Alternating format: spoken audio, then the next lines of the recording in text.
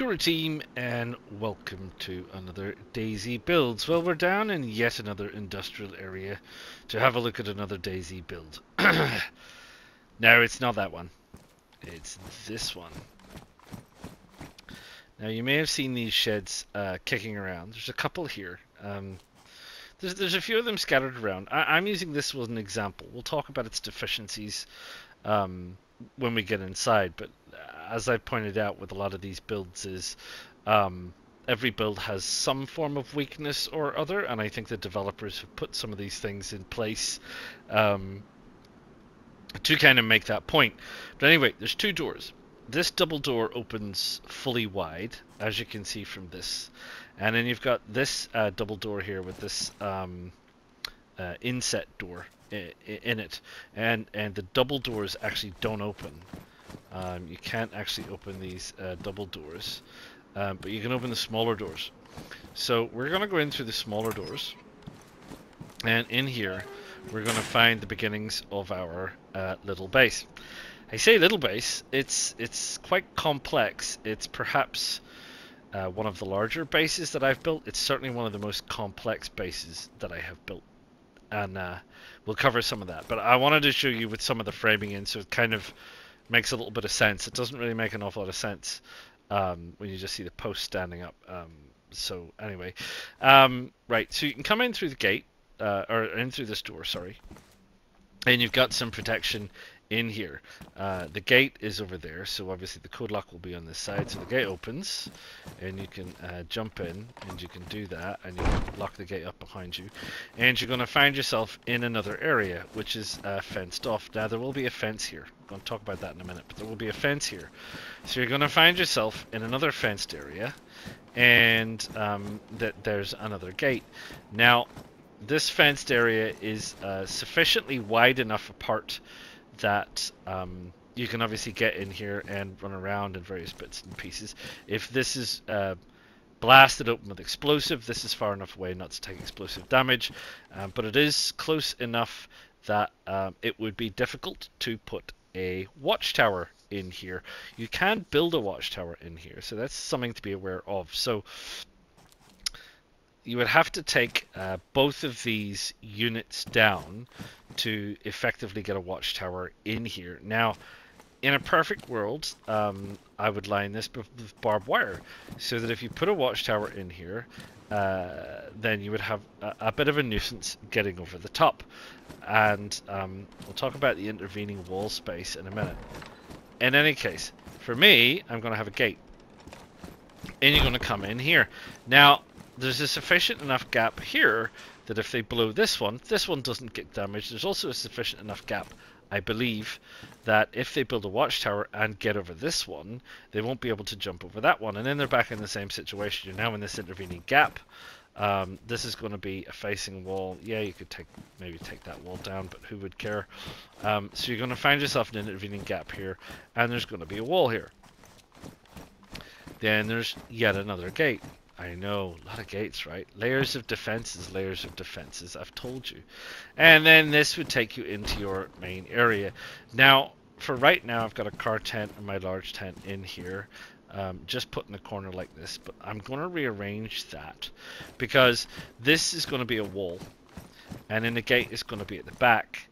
So I think with the gate at the back, what I'm going to do is when I'm done with building, I need access to these walls to build it. So when I'm done with building, I'm going to flip this tent over and just squeak it forward a little bit. And if I do it right and I put it close enough to this, I don't think people are going to realize there's a gate there. And then you'll have to run down the back of the tent, and there'll be just enough space behind the tent to get to the gate. You can then open the gate.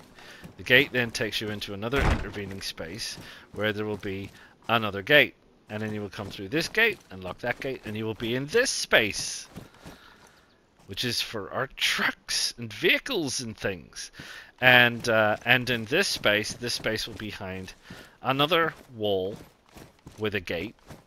So there is also an intervening space between this wall and this gate, so that if they blow this gate, again, this is saved, And if they build a watchtower, there's not quite enough space for them to jump both at one time. So we've got that. Then we have obviously this space, which is the main space for the vehicles in the first instance, and there's going to be screening walls all around here, and this is the opening for getting the vehicles in and out. Right? Close my gate. Show you what I mean. See? So for the vehicles come in. Reverse into this area. You can then lock up this gate. You've got this little intervening area. If you're, I don't know, just offloading a vehicle, say you've got an Olga or something, you drive an Olga in. You might have, I don't know, sea chest in here or something. You offload whatever you want into your sea chest. You carry it through your gate into the other area. Maybe you store it in there for the time being. You can then lock this up again. You can dash back out. If you're going to be leaving for a while, you're going to be gone for some time, you can open up the rear gate system, gate here, and another gate, which there will be when I finish building it, and you can bring your vehicle all the way inside, and then it's fully secured. So, in effect, it's a little bit like building two bases side by side in one great big space, and lots of layers of defenses, lots of layers of defenses. Now, I am aware that there is an oil tank over there that you can get on top of. You can see the ladder. There is an oil tank further back, and there is this crawling walkway. I've had a look at a number of these buildings in particular, and conveniently enough, they nearly all have some kind of building behind them that they can see into this space. So yes, in here people could shoot you, etc., etc. They might have a grenade launcher. They could launch grenades in here. They could cause some damage. They could cause some havoc. They could cause some nuisance. There's not a lot I can do about that. You can't build up this high unless you put watchtowers all along the back, and that's quite an investment. If it's what you want to do, then okay. But that's quite a bit of investment.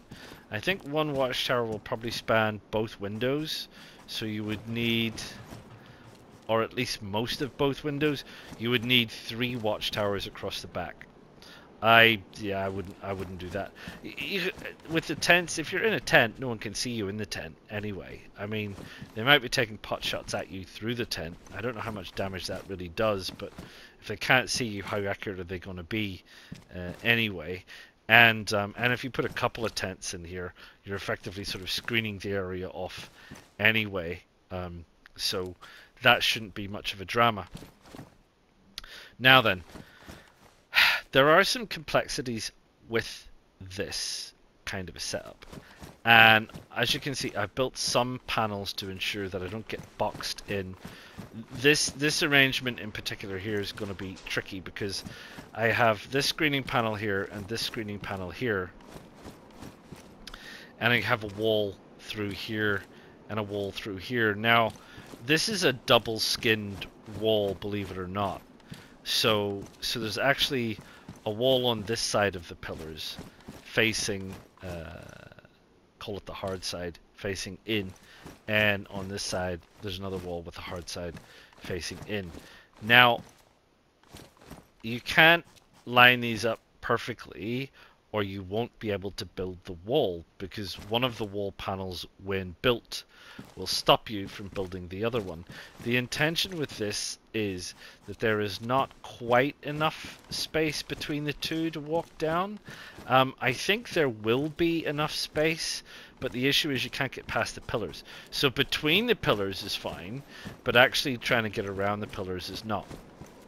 So to combat that, what I have done is staggered it so that I can reach through the gap to build the wall from either side. But what it means is that I need to build the wall a panel at a time. Now my gate is at the back and it is already made, so I'll be starting the wall from the front. So I'll be building it a panel at a time. I'll build one side, then it will be a case of coming through and building the other side. There is just enough here to reach through this panel. I think it's slightly more than a quarter, but slightly less than a third. 1, 2, 3. Maybe if it's touch and go. Aim for a third. If you can reach a third of the fence, I think you can build it comfortably. That's probably your best bet. So there's a staggered series of walls here, which is why you're gonna. It looks a little bit like not quite marrying up at the minute. I'm hoping, touch wood, that it'll make a little bit more sense when it's fully built. So just do be aware of when you are building double skin walls that are going to be basically hard facing on both sides. To build it, you have to access the build side from both sides at the same time. Now you can do that by making sure there's enough of a gap, but then what I didn't want with this build was I didn't want people to be able to say break through one of these walls and get into this gap and then run all the way through it. Right? I wanted it to be a problem. I didn't want them to be able to use it as an alleyway to get between the two builds. So the two builds are completely separate and you cannot sneak through them. You have to break your way through them. So that was my intention with pulling it all together like this, and why it looks like this. There are an awful lot of panels in here. I think it's 24 panels and I think 8 gates in total.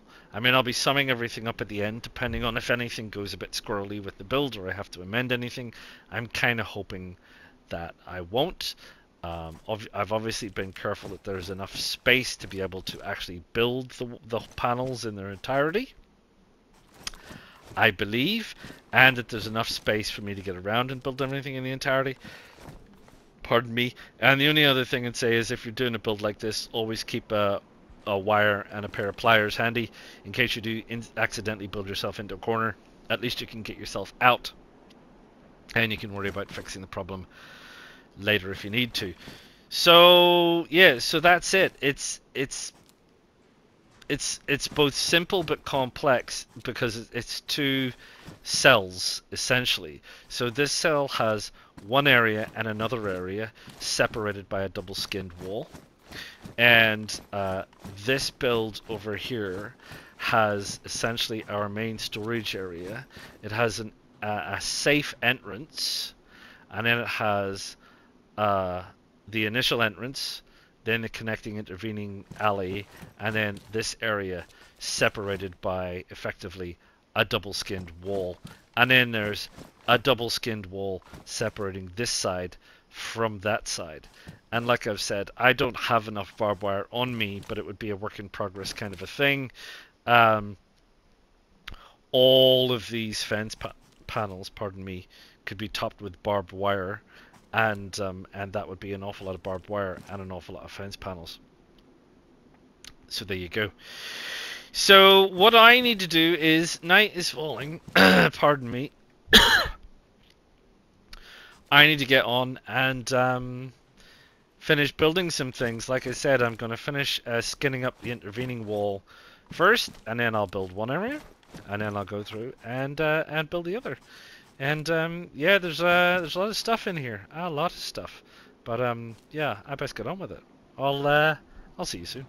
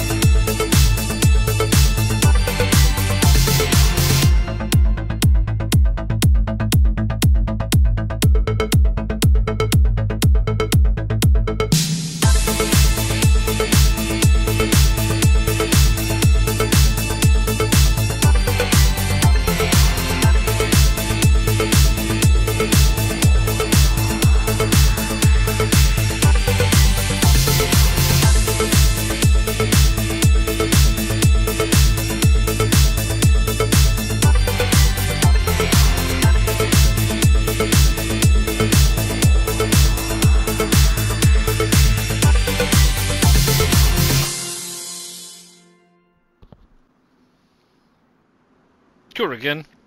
Welcome back. Would you like to come in and have a look? Let's go in this side. Let's go in this side and have a look. We'll just nip in here. Close the door. What the deuce? Oh look, it's a gate.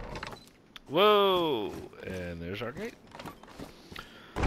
So it comes through the gate, and we find ourselves in this antechamber, which is okay. You know, people are like, what? Imagine all this top with barbed wire, if you will. You're going, okay, right, gotta get through here, let's get over here. Maybe they can get through this gate, maybe they can't. Get through this gate. They're like, ah, no, another series of walls. You gotta come all the way down here. You gotta get into this gate, which then brings us in here. Now, I did a little sneaky in here. Let's see if you notice. So I moved some tents around. You see, there's a wall through there. Yeah, there's a wall through there. So that's a nuisance. Okay, fair enough. There's a tent over here, which is, you know, whatever. You got this tent over here. Now, if you come through here, now if these are down, which you know, they potentially would be, and this, you would never even know that there's a sneaky little gate down there. You would have to be eagle-eyed. You would have to be eagle-eyed. But if you did know and you came down here and you opened that, you could open that gate and then find yourself with another gate. Ooh, you can't sneak through here. You might, in theory, be able to break that, but that's another story for another time. You can't have everything that you want.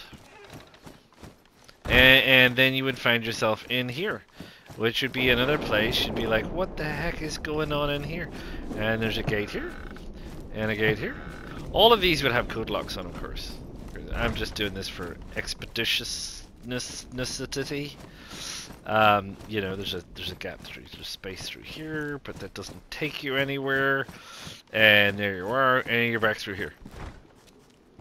Wow, barbed wire everywhere, barbed wire everywhere, barbed wire. And this is another gate that takes you to the outside world, where you can drive your truck, or your car, or your whatever. And you could, you know, you could probably put another tent in here or something like that. So yeah, that's it. Like I said, it's like cells of things. So you got a cell here and a cell there, and then you got a cell over there, and a couple of things, a couple of little cells. You know, and all of this is kept individually separate. You know, like I said, you imagine all this with barbed wire on it, which would take some time. Don't get me wrong, getting all the barbed wire.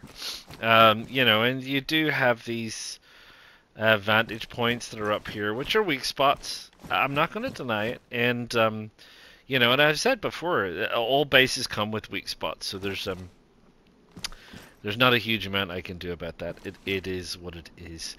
So what has this taken? Well, it's taken a little while, I can tell you. It's also taken quite a bit of resources. Like I said, it's one of the larger bases that I have built. Pardon the weather; it's been very stormy of late. It is winter, so yeah, it has been one of the larger ones that I have built.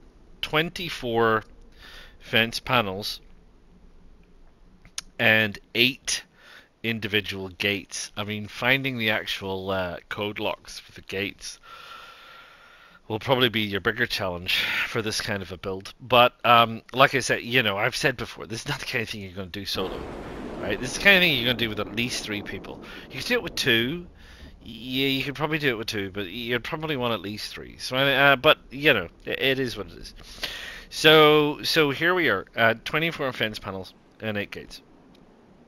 And what does that require in terms of resources? Well, I'm sure you're pretty well up to speed at this stage. That a fence panel requires a lower frame and an upper frame, and a lower wall and an upper wall. And a lower frame is pardon me, it is 4 well, you need to start with 2 logs, obviously. So you need to start with 2 logs. So you get 2 logs in. Then you need 4 planks and 8 nails for the lower frame, and 4 planks and 8 nails for the upper frame. And then you need 5 planks and 10 nails for the lower wall, and 5 planks and 10 nails for the upper wall, which means that a frame itself requires a total of 18 planks and 36 nails. If you're going to convert one of those panels into a gate, you're going to need to add wire, and you're going to need to add a code lock. So for the 24 fence panels by themselves, based on that calculation, you are going to need 432 planks and 864 nails, and of course you're going to need 48 logs to make that happen. In terms of the gates themselves, you are going to need 144 planks, 288 nails, and of course 16 logs, and you're going to require 8 wire and 8 code locks. Now, for this particular build, if you add all of that stuff together, what you're going to require is 64 logs, 576 planks, 1,152 nails, it's equivalent to 17 boxes of nails, 8 wire, and 8 code locks. And look, this is not, but this is a moderate. This is a moderate size base. This is in terms of complexity, and in terms of the amount of effort that you need to get in terms of the amount of people. Is it perfect? No, of course it's not. But you know, there's places to hide. I haven't included any platforms. I was originally going to do platforms, but I'm not super in a base design like this. I'm not super convinced of their validity. The issue is if you're being attacked, you've got so many porous things behind you, it may be a little bit more of a problem. You may want to stay down low, and getting up high on a platform might not actually be your best bet. You probably want to hide behind walls and hide out of the way of things. So just listen to that strike happening. So yeah, so that's it. This is the large warehouse build. So I hope you've enjoyed it. I hope it gives you a bit of a thought. It doesn't always have to be the kind of thing that you copy 100%. There may be elements to it that you take on board and go, oh yeah, I can see how I can make that work, see how I can make that work. It's just a thought, just a way of doing things. It isn't necessarily perfect, and I'm sure you have your own ideas. And if you do, that is great. Feel free to drop a comment. But whether you do drop a comment or do not drop a comment, please drop a like, subscribe to the channel, click the bell notification so that you can stay tuned when the next one of these builds comes along, and I will see you all again real soon. Ta-ta for now. PlayStation